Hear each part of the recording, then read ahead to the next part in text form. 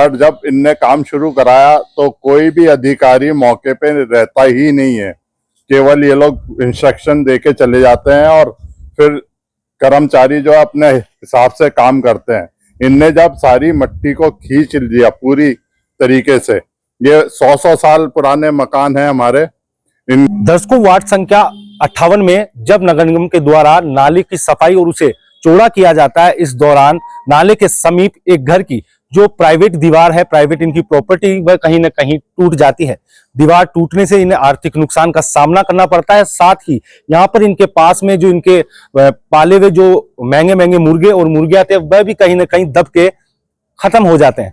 उसके बाद जब ये लगातार निगम से शिकायत करते हैं तो निगम के द्वारा कोई भी इनका संज्ञान नहीं लिया जाता और परेशान होकर ये लगातार बार बार निगम से शिकायत कर रहे हैं। ऐसे में इनका आरोप है कि निगम की बहुत बड़ी लापरवाही है, क्योंकि जब सफाई करी जा रही थी तो जो जेसीपी चालक है उसके द्वारा ध्यान नहीं दिया गया और इनकी जो निजी दीवार है उसको तोड़ दिया गया, जिससे इन्हें कई आर्थिक समस्याएं हुई। इनके जो पालतू मुर्गे थे वह भी मर गए और ऐसे में कहीं ना कहीं ये बहुत पीड़ित है और निगम के प्रति इनका जो है कहीं ना कहीं आक्रोश है। और आज हमारे साथ मौके पर मौजूद है। जी, क्या पूरा मामला था, एक बार बताइए, जोर से बोलिए। एक्चुअली ये प्रॉब्लम तो जब से ही चालू हो गई थी 3 साल पहले, जब ये इनने जबरदस्ती ये सड़क बनाई।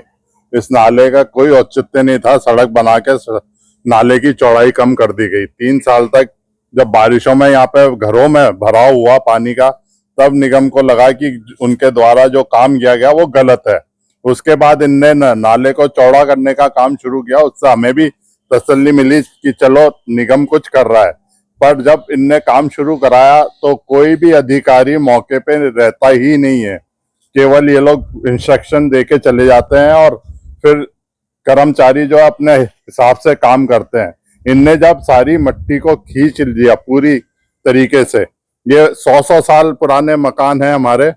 इनसे जो मट्टी लगी हुई थी, जो एक फुटपाथ बना हुआ था सालों पुराना, उसे निगम के कर्मचारियों द्वारा हटा दिया गया, जिसकी वजह से सारी नींवें पोली हो गई, सारे मकानों में दरार आ गई है और पानी की मार ने 3 साल से वैसे ही मकानों को कमजोर कर रखा है। उसकी वजह से जो हमारा आर्थिक नुकसान हुआ है, ये तो हमारा आर्थिक हुआ है, इसमें कभी भी जनहानि भी हो सकती थी उसमें, क्योंकि अभी सर्दियों के दिन चल रहे हैं, लेडीज और बच्चे छतों पे रहते हैं। यदि इनकी इस कार्यवाही की वजह से कोई भी धंस जाता घर तो बहुत बड़े जनहानि हो सकती थी। इसलिए हमने केवल निगम से ये गुजारिश की है कि जो भी कार्य कर रहे हैं अच्छा कर रहे हैं तो अच्छे तरीके से करें। पहले भी उनने वेस्टेज करा पैसे का, फिर वापस से यहाँ पे कुछ ऐसा ही नजर आ रहा है। कोई भी जनहानि हो जाती है उसका कौन जिम्मेदार है, हमें आज तक कोई उसका तसल्ली भरा जवाब नहीं मिला है। हमारी जो जनहानि जो आर्थिक नुकसान हुआ है उसका कोई अभी तक कोई रिस्पॉन्सिबिलिटी लेने वाला है यहाँ पे नहीं आया, ना हमसे संपर्क करा है। जबकि हमने पूरी तरीके से गुहार लगाई कि हमारे से एक बार आके बातचीत कर लें कि ये किस तरीके से कर रहे हैं, क्या कर रहे हैं।